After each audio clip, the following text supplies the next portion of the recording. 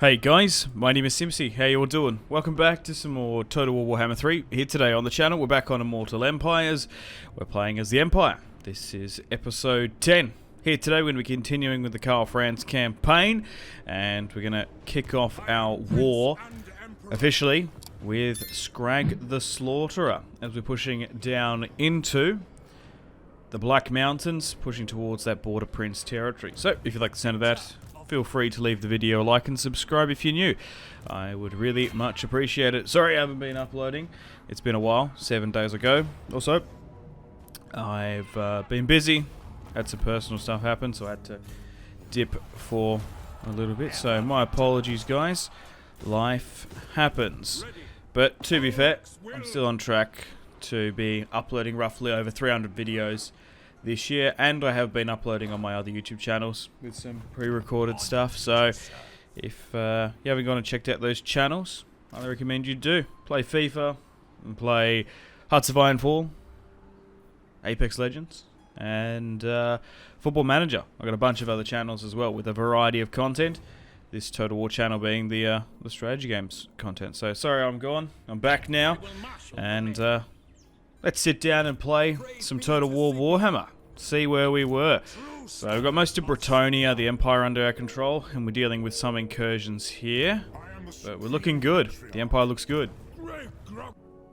But what I've sort of noticed is, I'm not going to lie, the Empire is incredibly weak. I think they're weaker as a faction compared to what they were in Warhammer 2. Like, they've been nerfed to the ground. What do you guys think? I think, have they been a little bit hard but done by?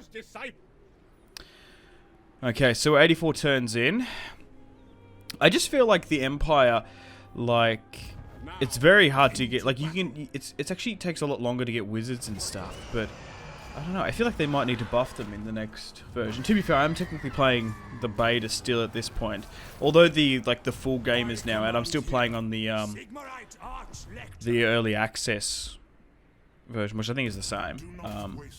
But I don't want to update anything just yet, because last thing I want is a save corruption to happen. Usually Total War's pretty good. Like, compared to other games, Total War very rarely has save corruptions, but in the Chaos Realms, like, pre-release, we did have a couple save corruptions here and there, so I don't want to risk it, basically. Also, I still get comments about it, and I thought I'd address it as well, the question about why I don't live stream anymore. So I never said this publicly, but I made a promise to myself this year at some stage to live stream for an entire month and see how we go. I think we went over 31 plus days though. So in the month of July this year, as you would have known, I live streamed for an entire month.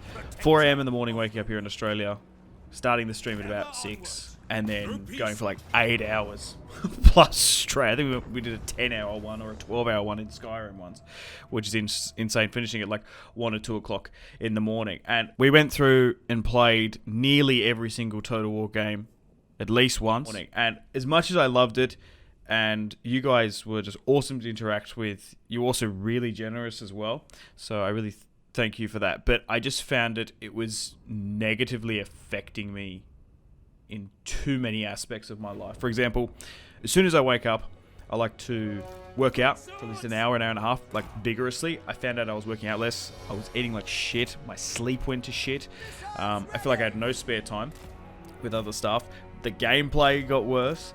My voice was fucked for the rest of the day, and I found that I was spending less and less time with my families and friends as well. My caffeine ingestion went through the roof. I was drinking so much of it, more so than I normally do.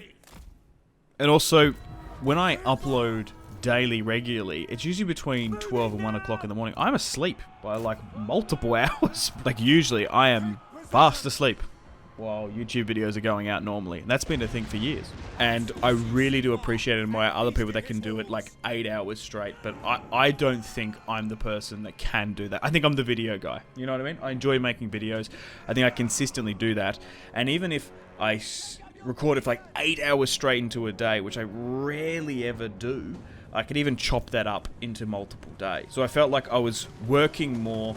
I was working less on the other channel as well. And also as well, even when I did start the stream as early as I possibly could, there were even people still complaining, saying you should have started earlier, and there was still heaps of people missing it, because basically, because I just live on the other side of the world, the best time for me to stream is about 12 o'clock at night, midnight, to about 6 o'clock in the morning. Like, that's the peak time for my entire community to get involved. And I just can't do that. I just can't do that. Some people can. Some Australians pull on notice consistently.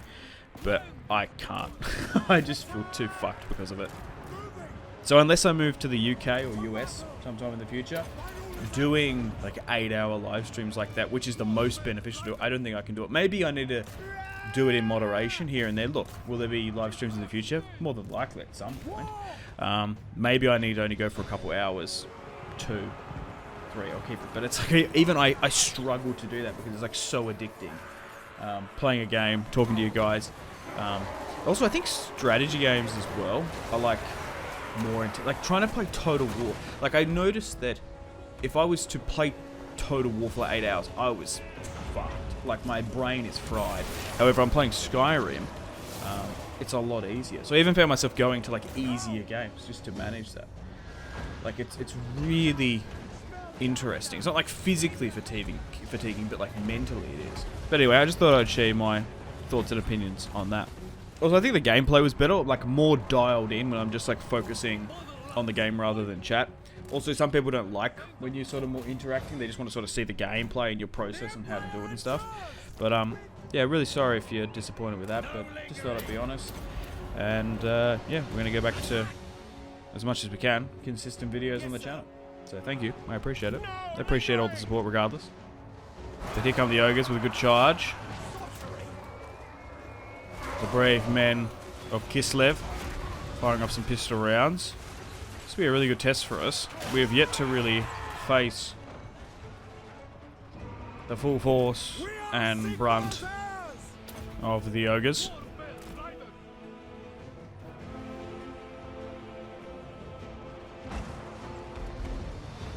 But still thoroughly want to continue this campaign. It's going to spend the next couple of days recording and playing more parts. Another charge in, but we seem to be holding and maintaining well. Our great swords are doing okay. But yeah, we're just going to try and continue to hit as many main objectives as we can. But we definitely want to try and get the event to trigger.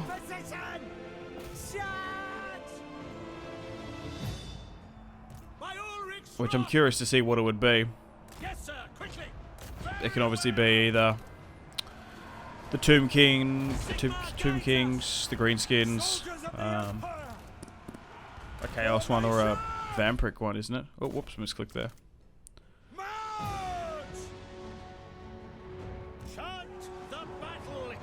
Some of our units are taking an absolute battering. Karl as well doesn't look too overly healthy.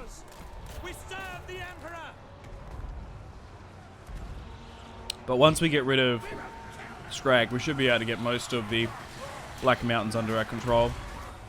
Thankfully, with the Confederation, with Gelt at Winter Teeth Pass, we're able to secure most of the former Prince territory that he conquered, and the vaults as well. But yeah.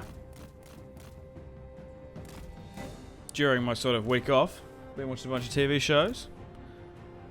Caught up on Rings of Power and House of the Dragon.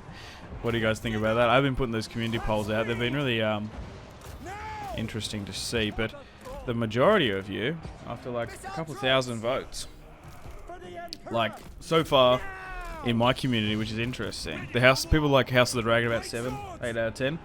The Rings of Power sitting at about a 1 or a 2 out of 10, which is really interesting because you'd think that like my community is probably like evenly Lord of the Rings, maybe slightly more Game of Thrones focused, but it's interesting. House of the Dragon hasn't been terrible. Definitely been better than Rings of Power. But also Rings of Power, I had no hope for that fucking show. It's not as bad as I thought, but it's not amazing. It's just meh. Whatever. The dialogue's way worse though. But it looks amazing. Anyway, Scrag's been taken down there.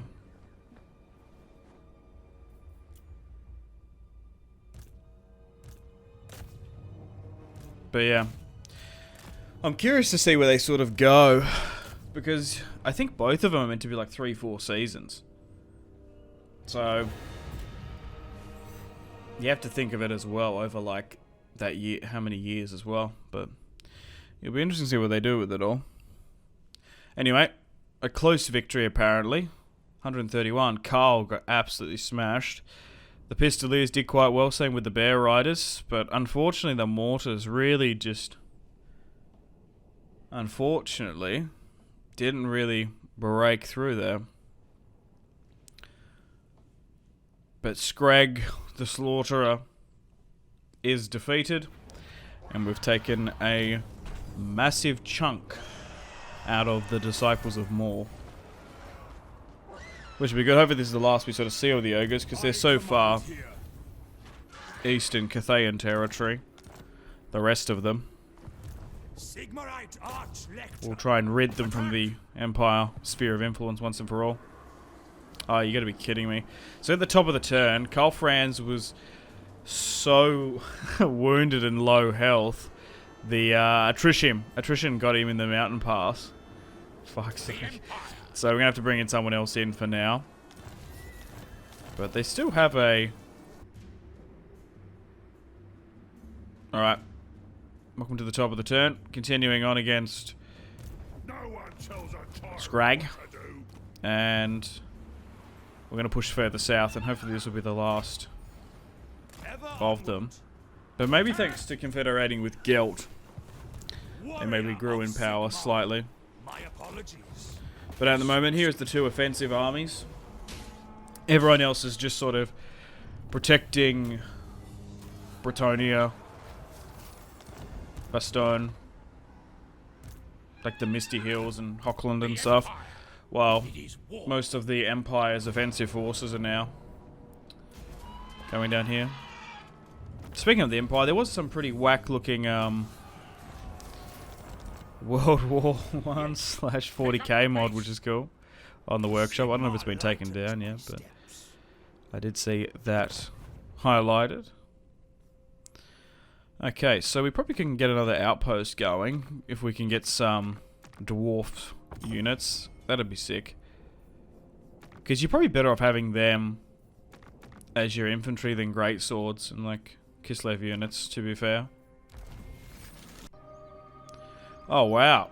I did not expect this. Grom the Paunch has actually attacked me here in Paravon finally. We've been at war with Grom for quite some time. He's really yet to push though. Not the best army, but with the garrison it should be okay. So, I guess we sally out and face the Goblin King.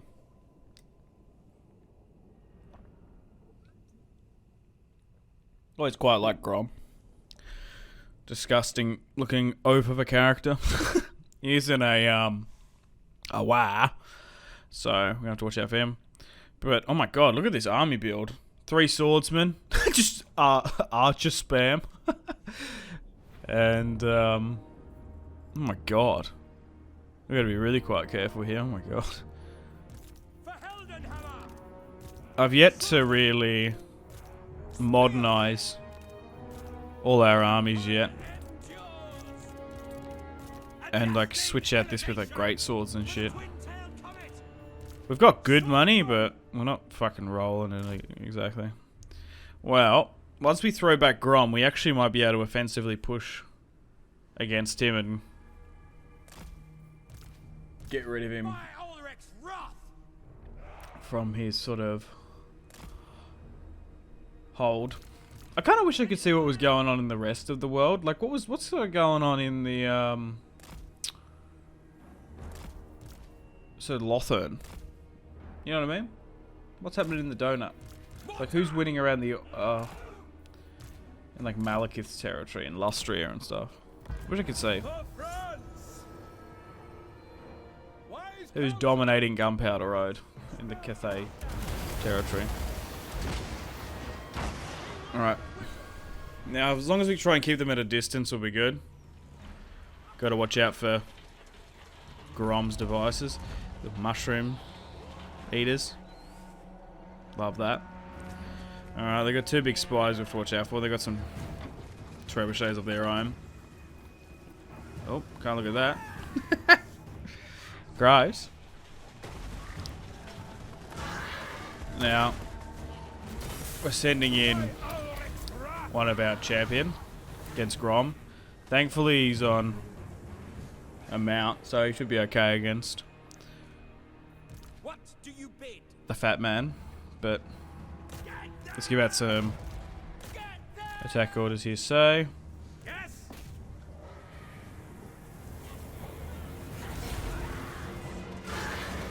the longer we can wait and delay from him from attacking us, the better. Nice rings. But yeah, I've just sort of been sitting there in Paravon, protecting against any vampiric green skin or, let's be honest, wood elf incursion. Because even though we've defeated Dirtha, I'm sure the boys in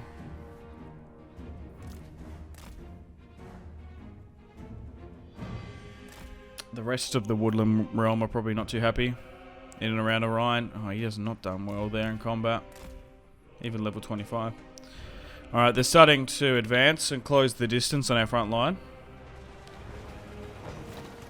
Just trying to hit those chariots there.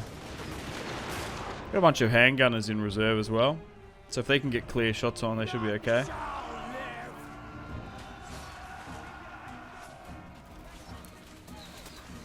We're smashing their spider riders, which is sick. Still quite close balance of power wise, after getting some artillery shots off on the crossbows, about 60%.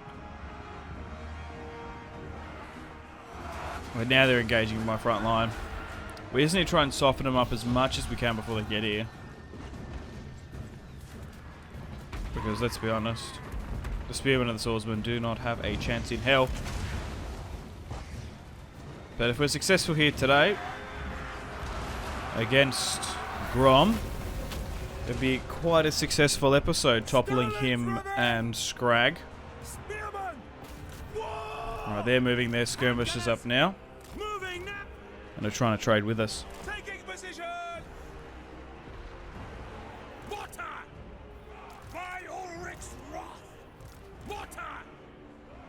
Alright. Let's slightly reorganize. And move these mortars now back. Withdraw!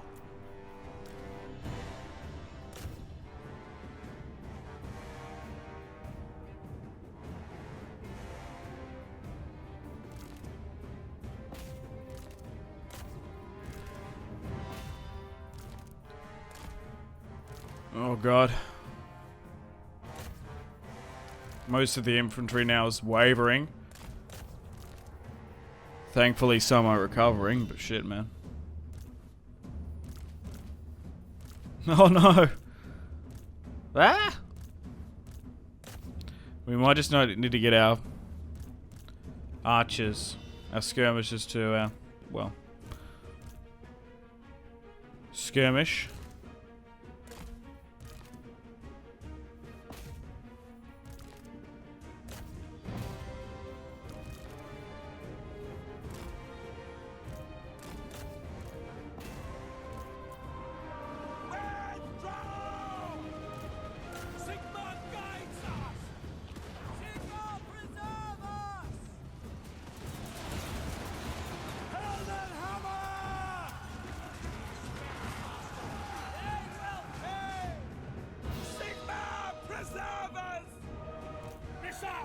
Dude, our infantry is fucked.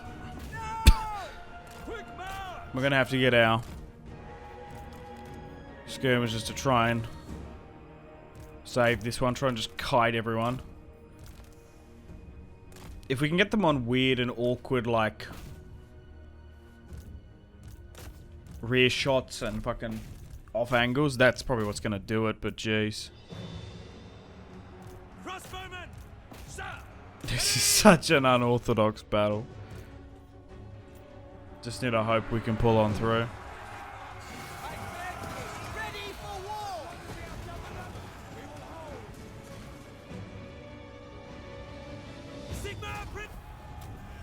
Nice.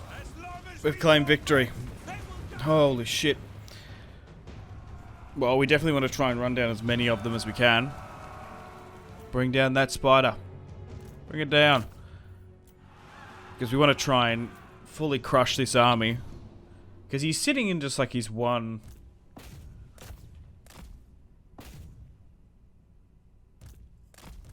settlement faction.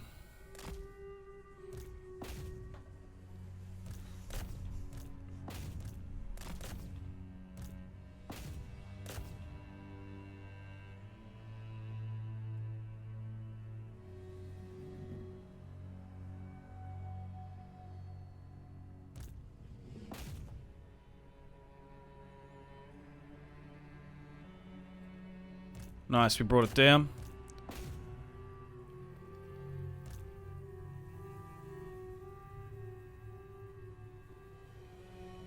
Oh God, what a steep cliff.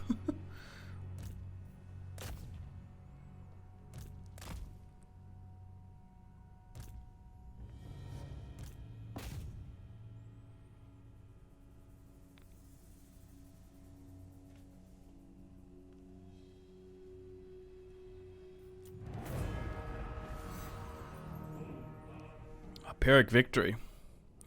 Rizard getting the W once again. Dude, we outnumbered him 3-1 and we still struggled.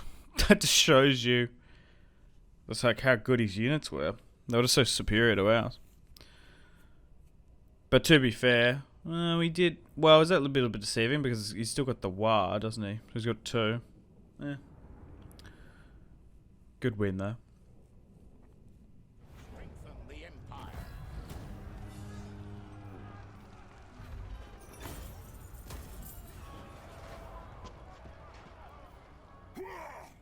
They're still in range. So we'll give chase. Fight for our nation. We'll lose a couple units in the process, but so be it.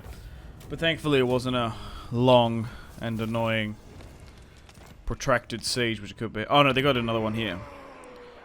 Oh. I thought they only had this. Like that fortress in the mountain there. Cool. Well, I think on that note, it's probably time to wrap things up here. So thank you very much for watching. Episode 10. This is what we currently control. So we still want to try and get more of the Black Mountains under our control. Still need to bring in Middenheim with Boris. What else we got here? Nordland. I guess that's Visserland, yeah.